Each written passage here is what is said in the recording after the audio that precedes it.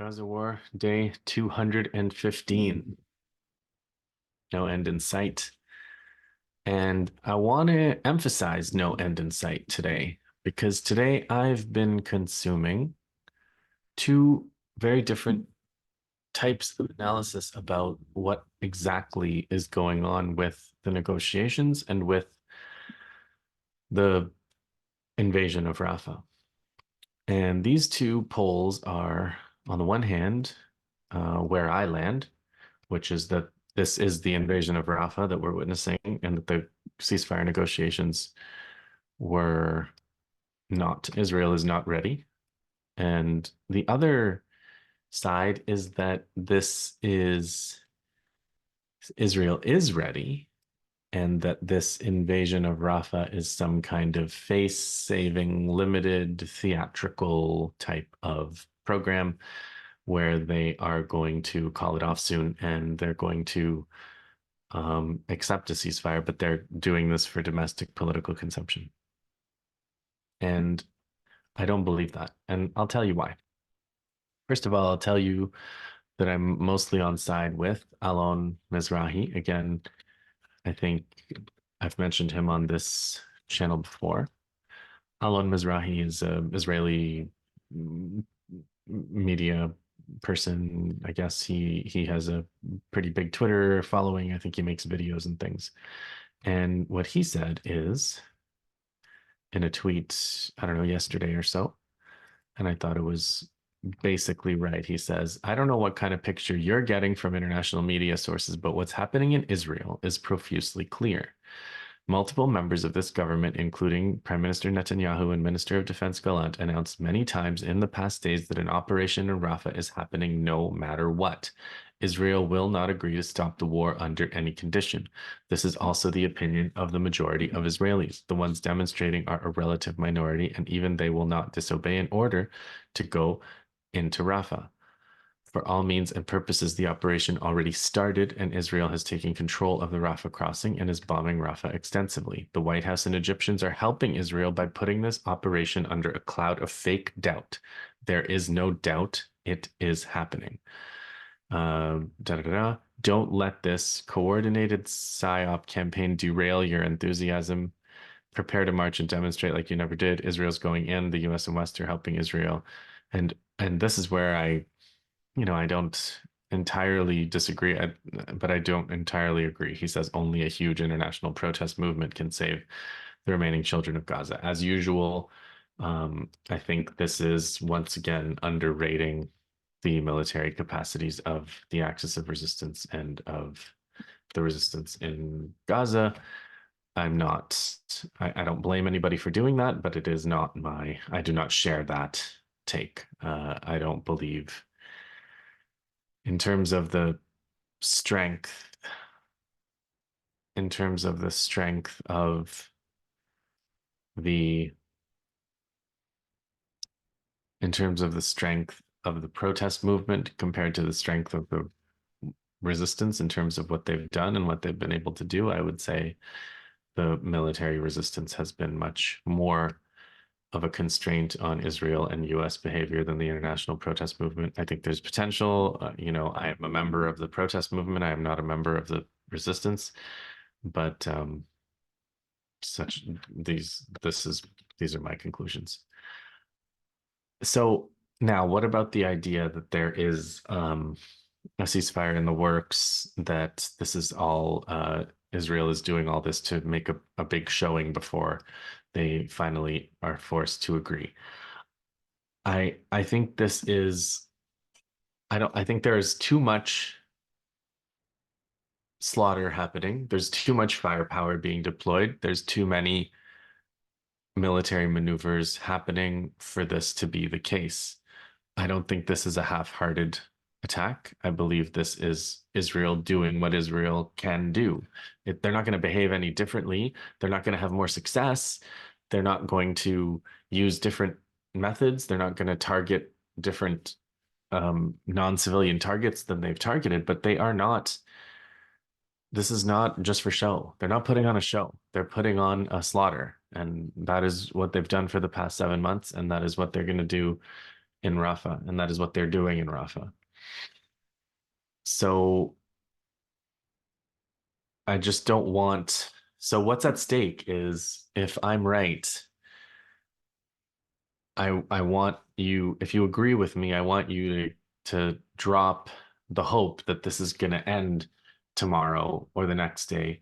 And I want you to continue to do everything that you can the way that everybody is, as if you understand that Israel is not ready. This is not, Israel has not felt sufficient pressure. And I'm going to return to that point. I'm going to return to this question of pressure and strategy and towards the end of this video. But Israel has not felt sufficient pressure. And that is the overarching dynamic of what's going on right now. And if I'm wrong, and there's a sudden shift to a ceasefire, well, I'll be pleased. I'll be as pleased as anybody.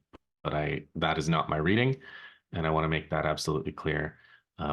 Even friends of the show and friends of mine have a different reading, but this is my reading, and I am sticking to it.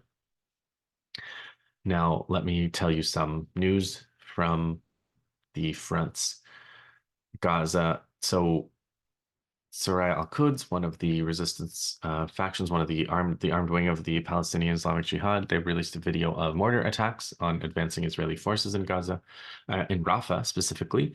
They also had a field report of fierce clashes with machine guns and appropriate weapons. The Qassam brigades, Hamas's armed wing, says the same kind of report about clashing with the Israelis around Rafah crossing as they're advancing. There's a media person from the Politburo of Hamas who says the Israelis want to start a new battle for weeks. They want to portray control over a civilian land crossing as a victory. Hamas is ready for them, and the probability of the occupation staying in Gaza is zero. So they want to make that clear that if Israel was trying to hold on to that crossing and say, look, we've got this crossing, and they want maybe that as a bargaining chip for the future. They want to say, well, we've got this crossing now. Anything that comes in, from Egypt, we get to deal with. Not that Egypt gives them huge say in what comes in from the Egyptian side anyway, but they want to control both sides of it. And now they do, but they're not going to be able to because they're going to come under fire constantly, and they're going to be forced to withdraw from there. And when they are forced to withdraw from there, they'll destroy everything. They've made a big show of how they're not destroying the crossing, the buildings, the infrastructure, the crossing, even though they've bombed it before, by the way. But they made a big show saying they're not destroying it all. They posted the Israeli flag over it, and they said that they're going to hand it over to an American firm. Well, none of that is going to happen. Hamas has said they're not going to allow that. And if they don't allow it, that's not going to happen, because the only way they could stay there is with an agreement. They're not going to get an agreement, which means they're going to come under constant fire there as long as they stay there. And that means they're going to eventually have to withdraw. Hamas also said that the current round of negotiations, which they said this before the current round of negotiations ended, which it has. They said the Israeli families need to know that the current round may be the last chance for the hostages to get them back. So things are not moving towards a negotiated solution by any means, and it is very clear that the Israeli government there's a military version of the Hannibal Doctrine. We've talked about it many times here. I'm sure you've heard of it, which is if some Israeli is being captured by a resistance faction, they kill that Israeli rather because they value keeping Palestinian prisoners more than they value saving Israeli people who might become prisoners, because they know that Palestinians try to swap Israeli prisoners for Palestinian prisoners, and they don't want to do those swaps.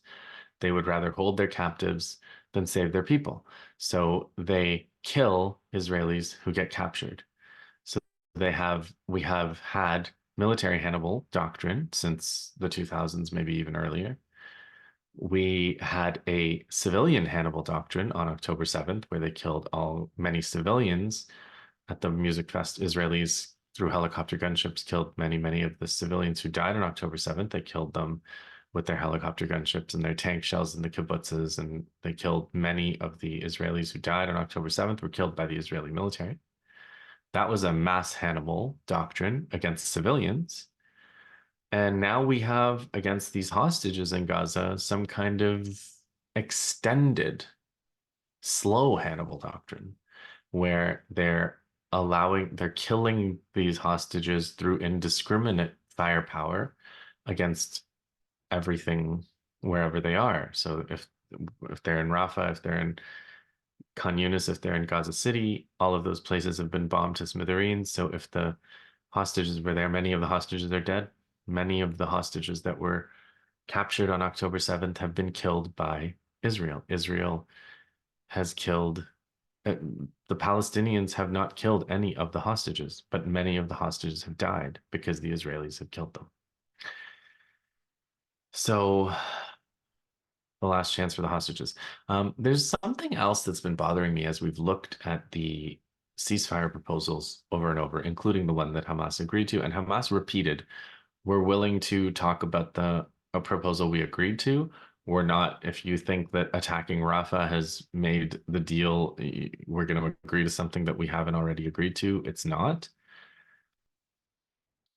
So, but there's something that's been bothering me about this, and it's that by negotiating the details of the numbers of trucks that of aid that are going to be allowed in after the ceasefire, it does imply that Israel is going to be in charge. It's going to remain in charge of the quantity of aid that goes in, probably even inspecting what goes into Gaza, which means that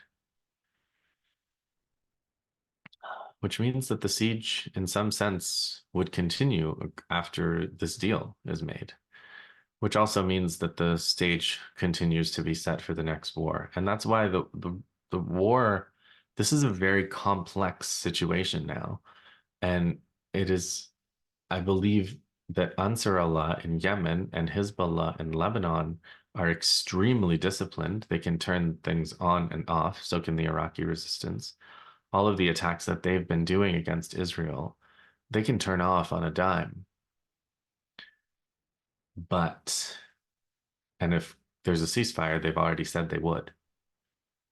But the West Bank is another story because the West Bank is being continuously attacked by the Israeli armed forces, and they are fighting back with, generally speaking, more powerful weapons as time goes on.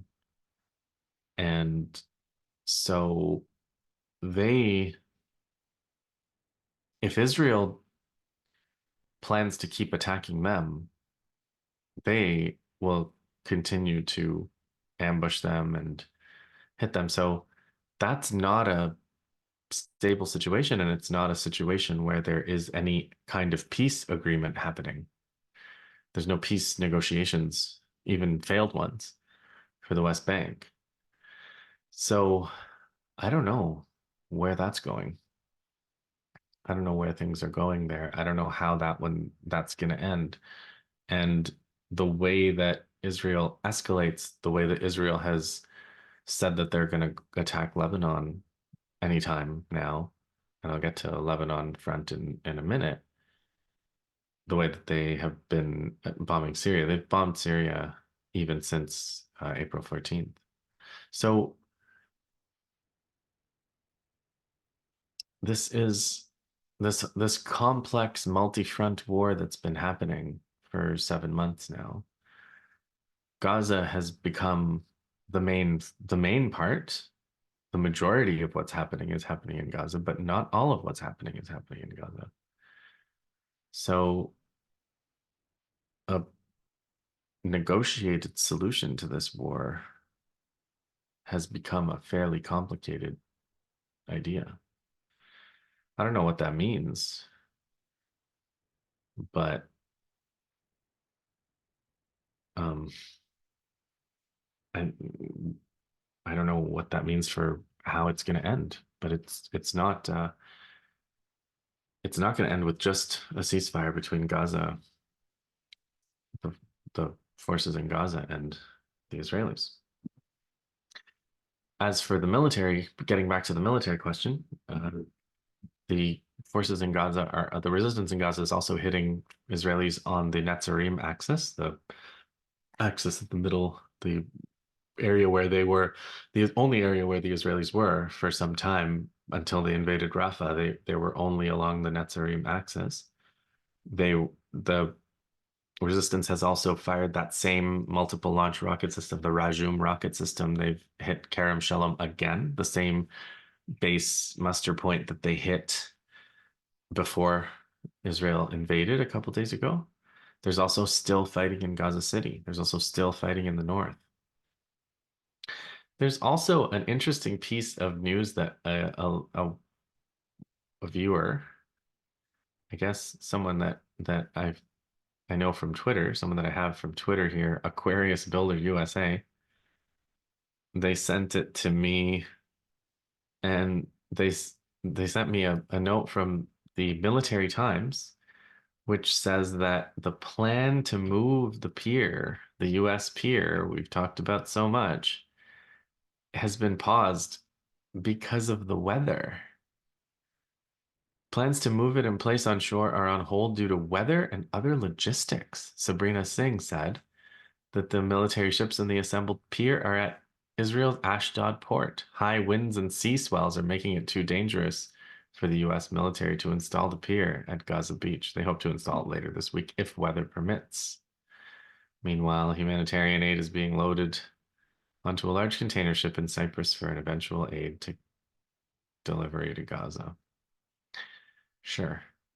Um, so the weather, it turns out, uh, the weather is 5 to 10 miles per hour winds, which are not exactly gonna blow the pier over, but serious enough winds to forestall this plan. I can't imagine the level of calm that is required to actually have this pier.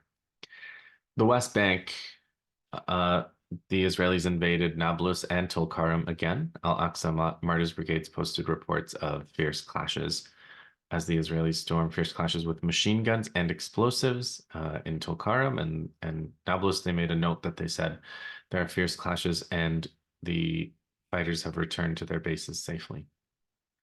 Now, Lebanon has had a very, I don't know what to say, a very devastating day of missile strikes against Israel.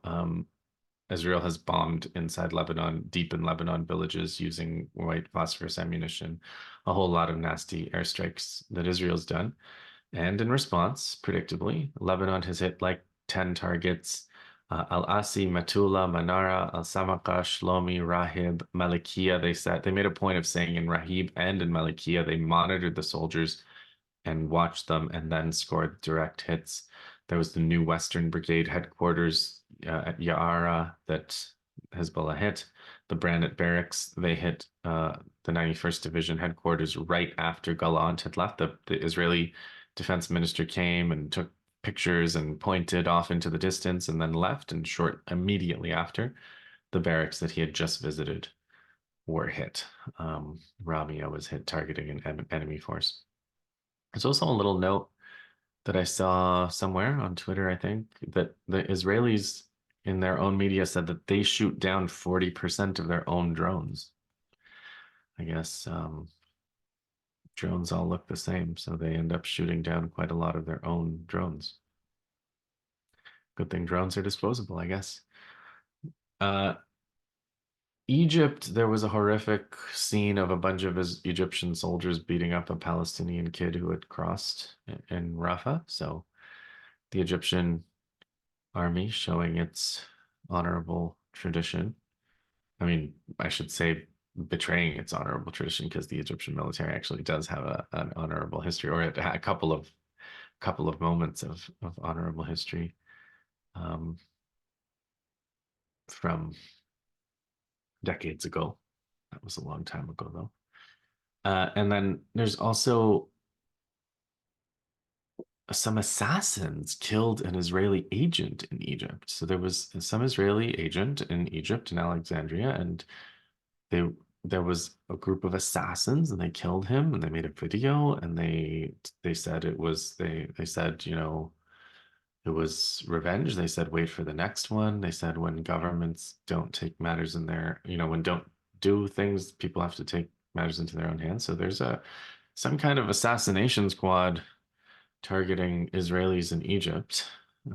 Or they've killed one and they've made a statement about it. So that's also a sign of unraveling. It's not a sign of a situation under control by any means, and not a good sign for things to come, I would say. Uh, so that's it for the news. But there's a couple of things I want to say about war generally, some of which I've said before, indeed, a lot of which I've said before, but I think I need to, as corporate Canada likes to say, circle back to some of them, just to remind people of a framework for thinking about why this war is going the way it's going and not going some other way. Um, First, somebody in the comments said we should do a sit rep or a discussion of all the abandoned plans. And I don't know if that's worthy of an entire sit rep, but I don't know. People in software, there's a thing called the Google graveyard. I don't know if people have seen this, but it's like a set of it's a graveyard of all the apps and software tools that Google had that they abandoned and no longer support. So I think the Google Jamboard is going to go in the graveyard soon. And there was RSS feeds that Google did that are in the graveyard now. There's a whole bunch of things that Google does and then they stop doing, and that they go in the Google graveyard. Some of them are pretty good, but they're in the graveyard. And I think you could actually make a graveyard. This was a long analogy to introduce the idea that you could have a graveyard of abandoned plans for Gaza that Israel has had. And I've got a list. I compiled a list. I probably forgot a few, but Seymour Hersh said that described a plan early on in the war that of just dropping after they dropped 6,000 or yeah 2,000-pound bombs on Jabalia, the most densely populated refugee camp in Gaza. After they dropped 6 of those on the right on the civilians, right on the camp, Seymour Hersh came up with a plan. He said that the Israelis apparently were telling him the plan was to just drop them and drop them until the Israelis, until the Palestinians fled Gaza, and then they could go in and get Hamas because the civilians would have fled from these giant bombs. Seymour Hersh also had a plan that the Israelis had, which was that they were going to raid Shifa Hospital, take down the command center under the hospital, the command center that wasn't. And Yahya Sinwar would come up from the tunnels from that command center, surrendering himself as well as surrendering all the hostages. So that was another one of the Seymour Hersh reported plans. Remember the plan to flood the tunnels with seawater? Remember the picture where they had a big pump and they were going to flood the tunnels with seawater? There was a plan to gas the tunnels with toxic nerve gas and just pump tons and tons of gas into the tunnels until everybody in there was dead, including presumably the hostages that were in the tunnels. You probably remember plans to build suburban settlements in the Gaza Strip. That I don't know if that plan belongs in the graveyard. I think there are probably Israelis still working on that, conferences, maybe selling the land or auctioning the land. Maybe a little premature to be doing that, but that's happening. There was a plan to militarily capture the captives using special forces, right? US Special Forces Rangers were going to go into the tunnels and capture the captives, capture the hostages back. We have defunding and getting rid of UNRWA, which was going to do something important by getting rid of the only agency that was capable of serving and saving Palestinian lives. And most of the countries that further dishonored themselves by cutting funding to UNRWA have quietly restored funding. Not all of them. I don't think the Americans have. Some of them haven't. I think the Canadians have, but now they're being sued by the Israel lobby for doing so. So that's all going great. There's the pier, which is just delayed because of weather, but maybe it'll come back, but I don't think so. I suspect the pier is actually another one of these abandoned plans. And now we have Rafah taking Rafah over and handing it over to an American mercenary company. Now that hasn't been abandoned yet, but that's another one I'm pretty confident is going to be abandoned and go to the graveyard of plans. So they say Afghanistan's the graveyard of empires. Maybe Gaza's the graveyard of Zionist plans. Let me know in the comments if I missed any plans. That's my list as far as I remember. I just did it from memory. I didn't go back over my notes or anything like that. Now, last thing for tonight, we'll keep this one short. I just want to make a note again about strategy, military strategy. There's a Soviet theorist, Svechin, Svechin. I mentioned him, I believe, one of the first sit reps I did around day 80 or on day 215. And in that scheme of strategy, Svechin has a number of different classifications. One is sort of like a long war versus a short war, and a war of attrition as opposed to a war of destruction. So the war of attrition is what we're seeing here. The war of attrition is a war where both sides are losing, but presumably one side is losing faster. Now, of course, the Palestinians are losing civilians much, much, much, much, much incomparably faster, but that's guerrilla war, which Svechin never talked about. But Vietnam, Algeria, Vietnam are the quintessential examples of that, where you lose way more, massively more civilians, incomparably more civilians than the enemy does, but you still win the war and you drive the aggressor out. And that was Vietnam. Svechin was writing, I think, in the 1930s. Vietnam War was 60s and 70s. So he couldn't exactly apply that Vietnam example. But it's a war of attrition and a war, and it's clearly also not a short war, it's a long war. So those are two of these classifications that give it the nature that it has. And I think one example that I have never mentioned on this sit rep before is the Cold War itself. When the United States decided that they were going to immediately start a war with Soviet Russia after World War II, there was a famous telegram, I think it was by George Kennan, and people misread this telegram because the telegram is basically saying we deal not in idealism, but in straight power concepts, something like that. And a lot of people think that means, cynical use of power. Obviously it does. But what he was saying was we shouldn't be so idealistic as to try to defeat communism because communism's bad and that's our principle, that's our ideal. So it wasn't like good ideals versus cynicism. It was bad, crazy ideals versus cynicism. And Kennan was arguing for cynicism. So what he was saying was the Soviet Union is too strong for us to destroy. We can't go and invade the Soviet Union. We can't bomb the Soviet Union because the Soviet Union will bomb us back. We can't invade the Soviet Union because the Soviet Union will defeat our invaders. So that's why they committed to a strategy which they called containment, and they hoped to go from containment to rollback. Those were the two words of the Cold War.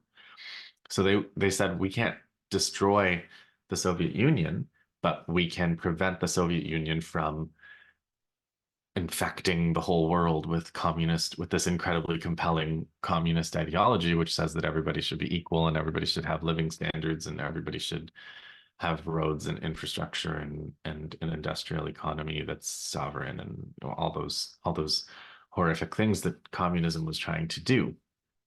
And so they wanted to contain communism. But like my point here is containment and eventual rollback was not chosen by them because that was their first choice. It was chosen by the Americans because their assessment was that the Soviet Union was too strong to defeat in a stand-up fight. And that is I would say there's an analogy there to the way the resistance sees Israel. Israel is too strong for Iran or Iran plus all their allies to go all out and attack. So Iran, we've talked a lot about the missile arsenal of Iran, and Iran can, I think it's fair to say, destroy Israel's military capacity in a long war with Israel with their missile arsenal. But such a war would also lead to the destruction of much of Iran and Lebanon and Syria. You know, Syria's destroyed, Gaza's destroyed. So maybe you can say, well, Syria and Gaza are being destroyed. Why not then? You know, why should the resistance spare Iran? Why should the resistance spare um, you know, Lebanon from destruction when Syria is being destroyed, Yemen is being bombed, and Gaza is being absolutely genocided? So why not just try to go and go all out and launch the missiles and let the chips fall where they may? But if you think of the state of the world after such a war, where Iran is destroyed, Lebanon is destroyed, and Israel is destroyed, and the Palestinians are also destroyed in the process of falling. The Israelis can certainly punish. We've seen them do it. They can certainly punish the Palestinians. So that's the end state after such a war. And that's an end state that is the kind of thing you want to be able to threaten, but it's not the thing you want to do. And especially if there's an end state that's possible where at the end of it, there's a democratic Palestine where Palestinians can come and go and not be besieged and have an agricultural and industrial economy and an airport and a seaport and connectivity between all the different cities and the right to return from their refugee camps. And there's still an Iran and there's still a Lebanon, and Syria gets to rebuild. And if that is a remote possibility that's foreclosed by trying to turn a long war of attrition into a short war of mutual destruction, then even then,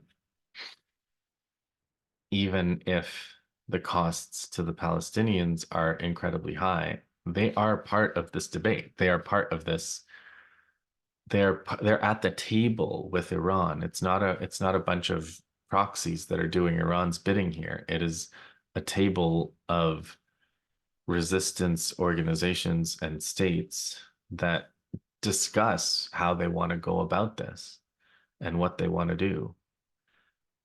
So I guess I just wanted to say that, like, as the Rafah invasion proceeds and as there's a sense of despair because this is this is a particular in a series of months where we've watched the unthinkable. This is the unthinkable of the unthinkable. You're talking about people who have been displaced 10 times. You're talking about people who have walked, been force marched from the north to the south, who are now living in tents, who have already lost so many of their family members. You're talking about the last few hospitals that are going to be destroyed. It's just unthinkable. And so, you know, it might trigger some nihilistic tendency to say, well, then, like Putin apparently said when the NATO was making nuclear threats, Putin apparently said, we will use nuclear weapons if they're used against us, and we don't believe there should be a world without Russia, or he said something like that. And it's like, you can understand the temptation to say, like, we don't believe there should be a world without Gaza, and there shouldn't but there could be a world with Gaza. There doesn't have, this really could end well. This could end with Palestine being free if the resistance um, does everything right. So, because of that possibility, as long as that possibility exists, the strategy of patience is vindicated. You can always escalate. You can't undo, um, you can't nuclear bomb a place. So I just wanted to kind of have that little reminder of why, what's at stake in the strategy of slow and attritional warfare. There is a huge psychological element to this, as I've been progressively learning that a lot of this war is about the endurance, the need to kind of shake people out of the idea that they are inherently superior to their enemy, and shake them in a way that does not lead to total destruction of everything. So that's where we're at on day 215. And I do believe it behooves us to prepare for worse things to come in Rafah.